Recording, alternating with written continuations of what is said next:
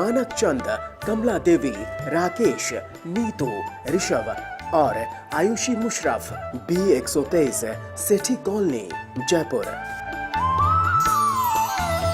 Shri Parshwanath re rolling mills limited, Durgapur 1, Bardhaman, West Bengal. Amita Jain, पत्नी अनिल कुमार जैन, संगीता जैन, पत्नी विपिन कुमार जैन। श्रीमती शशि बाला जैन, श्रेयांश जैन, श्रीमती अनुपमा जैन, शरीश जैन, श्रीमती शची जैन, चेतन Jain, Asmit Jain, 54B, नवीन नगर, सहारनपुर, उत्तर प्रदेश। यशपाल जैन, श्रीमती सूरज जैन, शाहगढ़, सागर, मध्य प्रदेश। श्रीमती कमला देवी पाटनी, धर्मपत्नी स्वर्गीय श्री मदन लाल जी पाटनी, सुपुत्र राजकुमार पाटनी, कैलाश चंद पाटनी, प्रकाश चंद पाटनी, प्रदीप कुमार पाटनी, अनिल कुमार पाटनी, इम्फाल, मणिपुर। लक्ष्मी देवी जैन, सीमा जैन, धर्मपत्नी श्री अशोक जैन, मेहुल जैन, शाश्वत जैन, प्लॉट नंबर 658, महावीर नगर, प्रथम, जयपुर, राजस्थान। श्री दिगंबर जैन, महिला शास्त्र सभा, सूर्यनगर, गाजियाबाद। श्री सन्मति महिला मंडल, श्री दिगंबर जैन मंदिर, सेठी कॉलोनी, आगरा रोड, जयपुर। जय जिने तज्जयति परम ज्योति, समम समस्तैरनंत पर्यायैः, दर्पण तल एव सकला प्रतिफलति पदार्थ मालिका यत्र। पंच परमेष्टि भगवान की जय।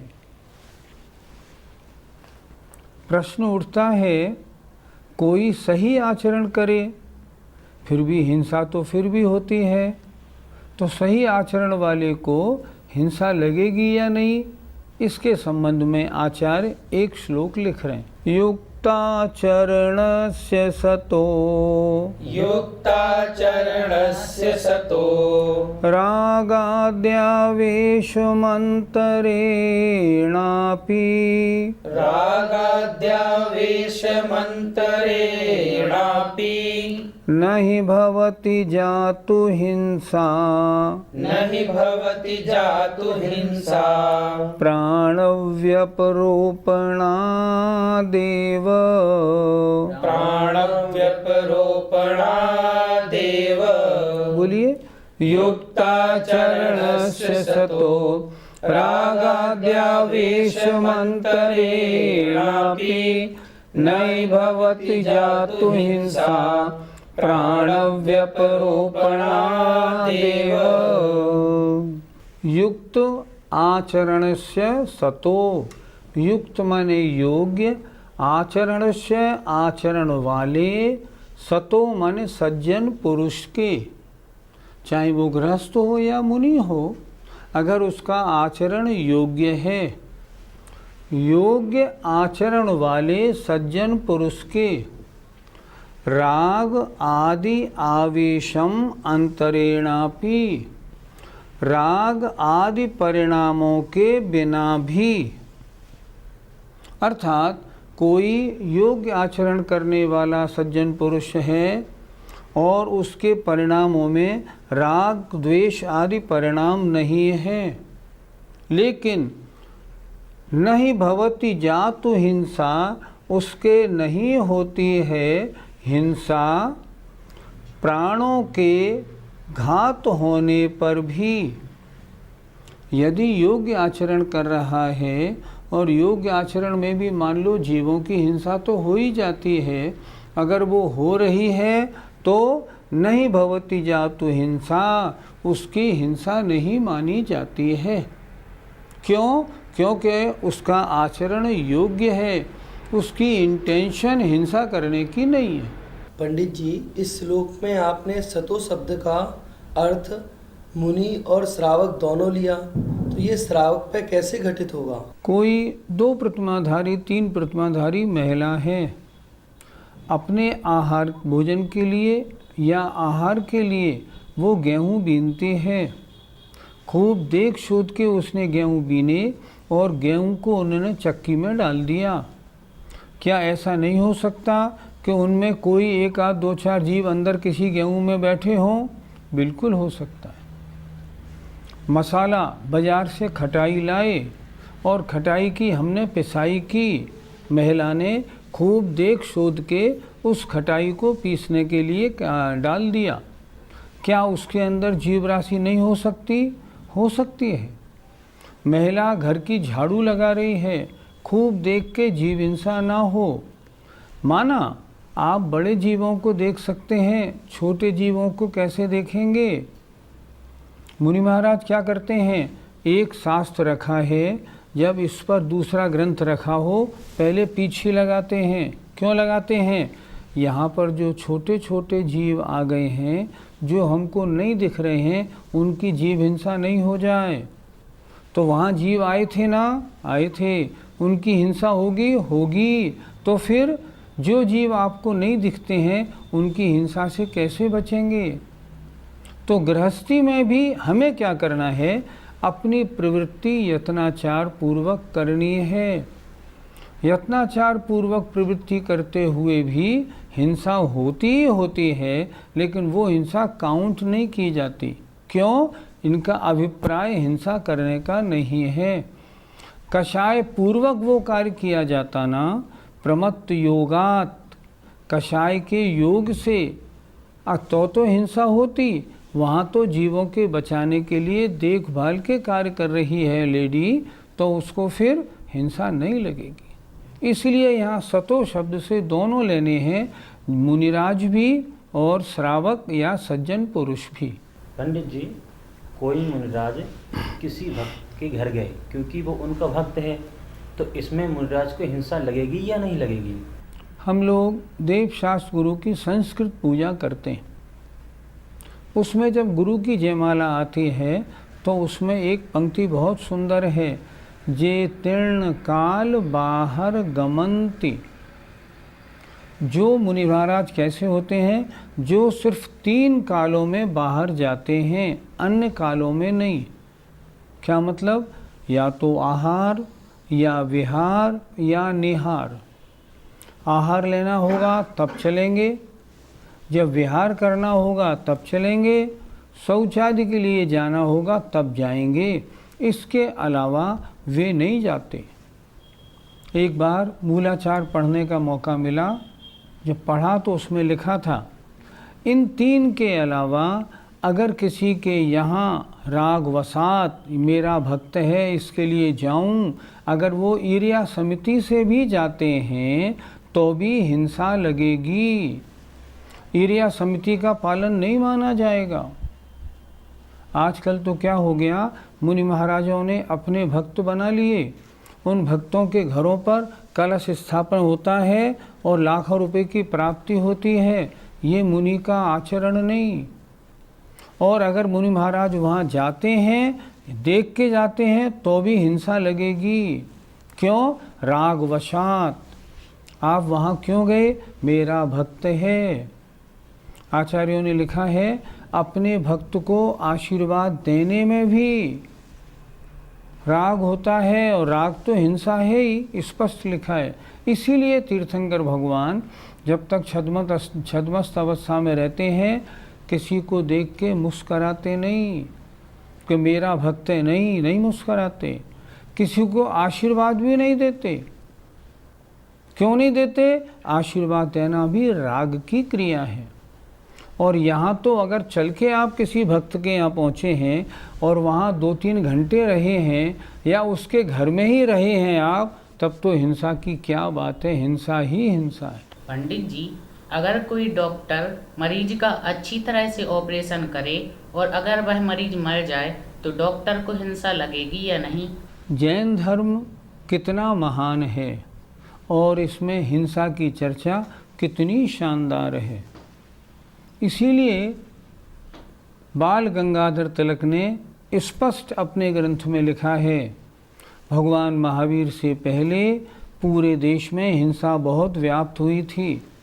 वैदिक ग्रंथों में भी हिंसा का बहुत बलि आदि का वर्णन था, लेकिन बाद में उन वैदिक ग्रंथों में से जो बलि आदि की हिंसा हटाई गई वो भगवान महावीर और जैन धर्म का ही प्रभाव था। बाल गंगाधर तिलक ने अपनी पुस्तक में लिखा है और बिल्कुल ठीक लिखा है। हिंसा वहाँ होती है जहाँ इंटेंशन होती है। डॉक्टर अच्छी नियत से ऑपरेशन कर रहा है बचाने के लिए, अगर उसके बावजूद भी मरीज मर जाता है तो क्या उसको हिंसा लगेगी? नहीं। जैन शास्त्रों की बात तो खैर बड़ी ऊंची है। मैं पूछता हूँ, अच्छा हमारे देश का संविधान या हमारे देश की जो न्यायपालिका है वो क्या कहती है?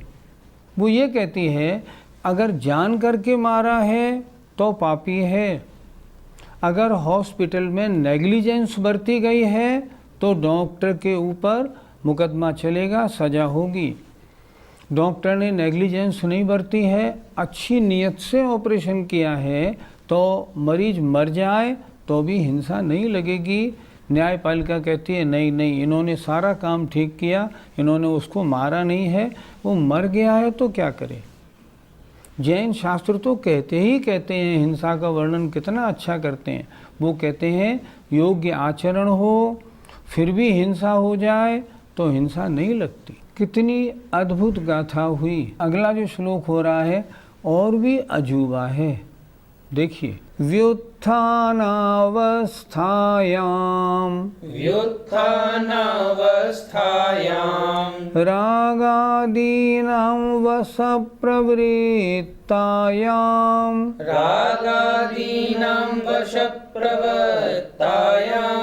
मृतां जीवो मा वा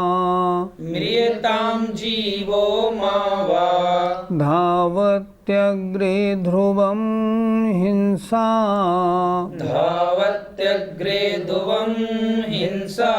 बोलिए।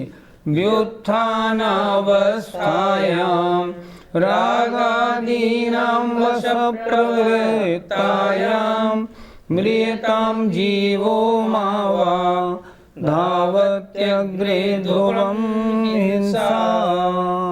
कितना सुंदर श्लोक है।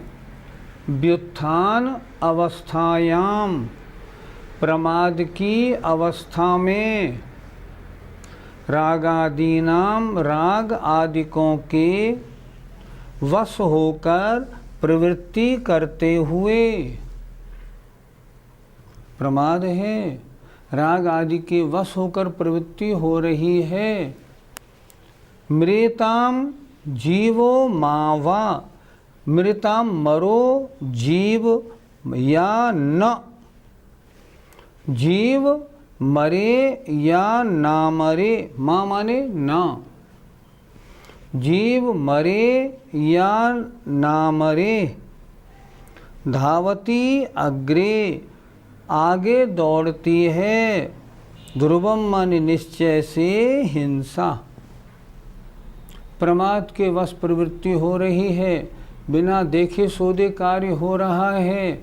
हमने माना जीव हिंसा नहीं भी हो रही है, लेकिन आपकी प्रवृत्ति प्रमादवश है तो हिंसा लगेगी। क्यों? अभिप्राय में जीव हिंसा से बचने का अभिप्राय नहीं है। जो प्रमाद है उसमें तो हिंसा होती होती है। सूत्र में ही लिखा, प्रमत्त योगात् प्राण व्यपरोपणम हिंसा। प्रमाद के योग से अगर हिंसा हो रही है तो हिंसा मानी जाएगी। पंडित जी, प्रमाद के कितने भेद होते हैं? जन सामान्य प्रमाद माने मानता है आलस्य, उठने में देरी कर दी, सुस्ती बरत रही हो, तो हमने कहा क्या प्रमाद लगा रखा है। पर आचार्यों ने प्रमाद का बहुत अच्छा खुलासा किया है। विकहा तहा कषाया, चार विकथा करना प्रमाद है। आप बैठे हैं कहीं पे और नेताओं की, वो नेता ऐसा, वो नेता ऐसा, वो नेता ऐसा कथा हो रही है, देश कथा प्रमाद है। भोजन कथा, उसके यहाँ ऐसा भोजन, उसके यहाँ ऐसा भोजन, ये भोजन कथा है। चोर कथा, चोर के बारे में, वो चोर ऐसा, वो चोर ऐसा। देशों की कथा, वो देश ऐसा, वो देश ऐसा। ये चार प्रकार की कथाएं विकथा हैं। अगर आप इनमें लगे हैं तो विकथा है। मुनि महाराज इसीलिए अखबार में ज़्यादा समय नहीं लगाते। 2 मिनट में केवल, क्योंकि प्रवचन देते समय आज की जो घटना हो रही है उनकी थोड़ी नॉलेज होनी चाहिए। 2 मिनट में मात्र पलट लें उतना ही है, न पलटें तो और भी अच्छा। तो 4 विक था और 4 कषाय, क्रोध मान माया लोभ, 5 इंद्रियों के विषय रूप प्रवृत्ति और निद्रा और स्नेह, ये 15 प्रकार का प्रमाद है। आप कोई भी क्रिया करेंगे ना, उनमें से इन 15 में कोई ना कोई आपको ज़रूर दिखाई पड़ेगा। क्यों? 5 इंद्रियों के लिए ही तो आपने वो क्रिया की, तो ज़रूर पड़ेगी दिखाई। इसलिए प्रमाद के 15 भेद हैं। इसको प्रमाद समझना है, आलस्य मात्र को प्रमाद नहीं। और इन 15 प्रकार के प्रमादों के वश अगर किसी जीव के प्राणों का घात हुआ है तो निश्चय से हिंसा है। पंडित जी, किसी को चटाई की आवश्यकता हुई तो वो चटाई उठाने के लिए घसीटते हुए लेकर आता है, तो क्या इसमें भी हिंसा होती है? आप टोकोगे उसे, भैया आप क्या कर रहे हो, जीव मरेंगे, तो वो क्या कहेगा, कहाँ है जीव, एक भी जीव दिख रहा है? यहाँ मंदिर है, पूरी सफाई होती है और पोंछा लगता है। बेशक पोंछा लगता है, पर आपने देख शोध के कार्य क्यों नहीं किया? आपकी प्रमाद अवस्था है। तो प्रमाद अवस्था में क्या लिखा, जीव मरो या न मरो, हिंसा आगे दौड़ती है। हमने देखा मंदिर में अक्सर लोग ऐसे ही करते हैं कि चटाई को पैर से ठुकराएंगे, आगे बढ़ाएंगे, यहाँ से वहाँ तक ले जाएंगे। नहीं, ये क्रिया बिल्कुल उचित नहीं। ये क्रिया प्रमादियों की, अज्ञानियों की क्रिया है। अगर सफाई कैसी भी हो और एक भी जीव ना भी मरे तो भी हिंसा मानी जाएगी। क्यों? आप में आलस्य है। दूसरी बात मैं पूछता हूँ, दिखने वाले जीवों की हिंसा मान लो नहीं भी हो रही है, पर जो जीव नहीं दिख रहे हैं उनकी हिंसा हो रही है कि नहीं? बजाय उसके अगर आप चटाई वहाँ से उठाते और जहाँ ले जानी है वहाँ ले जाते और वहाँ झाड़ के उसको रख के हाथ धोते ना, तो कितने जीवों की हिंसा बचती। इसलिए जहाँ प्रमाद है वहाँ हिंसा है, जीव मरे या ना मरे। आचार्य श्री का एक प्रसंग इस बारे में बहुत अच्छी तरह मुझे याद आया, उपयोगी है इसलिए बता रहा हूँ। एक बार आचार्य श्री को मैं आहार दे रहा था। अच्छी तरह से जो ग्रास दिया जाता है उसको दाता खूब देख शोध के देता है। अच्छी तरह से खूब देखा, देख शोध के दिया। अब आचार्य श्री के हाथ में गया, उसको फिर वो देख शोध के अच्छी तरह फिर उसको अलट पलट के फिर लेते हैं। आहार के बाद मैं आचार्य श्री को बोला, आचार्य श्री हम इतनी देख शोध के आपको आहार देते हैं, ग्रास देते हैं, आप क्यों उसको दोबारा उल्टा पलटी करते हैं, इतना टाइम क्यों लगाते हैं? हम दें, आप ले लीजिए। आचार्य श्री का उत्तर बहुत अच्छा था, तुम्हारा काम है देख शोध के देना, मेरा काम है देख शोध के लेना। अगर मैं ये कर लूँ, आपने ग्रास दिया और मैंने उसको ले लिया, नहीं, प्रमाद होगा और मुझे हिंसा लगेगी, चाहे उसमें जीव हिंसा हो या ना हो। अगर कोई मुनि महाराज इस तरह बिना सोधे हुए आहार ले रहे हैं, जीव हिंसा का प्रसंग है, ऐसा समिति का पालन ठीक नहीं हो रहा, वहाँ जीव हिंसा लगेगी लगेगी, चाहे जीव मरे या ना मरे। ये श्लोक यही तो बता रहा है, प्रमाद की अवस्था में जीव मरो या ना मरो, हिंसा आगे दौड़ती है। आचार्य श्री की वो बात मुझे बहुत बहुत याद रहती है। हमारा काम देख के देना है, मुनि का काम देख के लेना है। अगर वो नहीं लेते हैं तो प्रमाद है और हिंसा है। पंडित जी, फिर तो मुनिराज को भी दिन भर हिंसा का प्रसंग आता ही होगा। इसीलिए तो मुनि महाराज बार बार प्रतिक्रमण करते हैं। मैं आहार लेने गया, आहार लिया और लौट के आया, इसमें जिन जीवों की हिंसा हुई हो वे मेरे दोष मिथ्या हों। सुबह प्रतिक्रमण रात भर का, फिर आहार के बाद, फिर सायंकाल, फिर रात्रि में प्रतिक्रमण ही प्रतिक्रमण क्यों करते हैं? इसीलिए तो करते हैं, दोष तो लगते हैं, मैं जानबूझकर सारी क्रिया करता हूँ फिर भी हिंसा तो लगती है, ये मेरे दोष मिथ्या हों। और इससे भी काम नहीं होता। दैविशिक अलग और रात्रि का प्रतिक्रमण अलग, फिर साप्ताहिक अलग, फिर मासिक अलग, फिर 2 महीने का अलग, 6 महीने का अलग, और वार्षिक प्रतिक्रमण अनंत चतुर्दशी को अलग। कितनी बार करते हैं वो कि हम देख शोध के काम करते हैं फिर भी हिंसा लगती है, लेकिन करें क्या, मजबूरी है। अगर ऐसा हो आप चलिए मत, नहीं चलेंगे तो कैसे आहार होगा, कैसे निहार होगा, व्यवस्था कैसे बनेगी। चलना हमारी मजबूरी है, वो जानबूझ के नहीं चलते। मैंने कहा था ना, अपने भक्त के घर में भी नहीं जाते। यहाँ से बिहार कर रहे हैं, रास्ते में भक्त ने कहा महाराज इस गली में 20 कदम पे मेरा घर नया मकान बन रहा है, ज़रा उस पर आपके चरण पड़ जाएं तो। अगर मुनि महाराज जाते हैं हिंसा लगेगी। भाई भक्तों को तो खुश रखना पड़ेगा, नहीं ये कोई बात नहीं, आगम के अनुसार चर्या होगी, भक्त खुश हों या ना खुश हों। भक्त अगर ज्ञानी है और आप उसके घर में मुनि महाराज चले गए तो भक्त कहेगा ये मुनि महाराज की क्रिया गलत हो गई।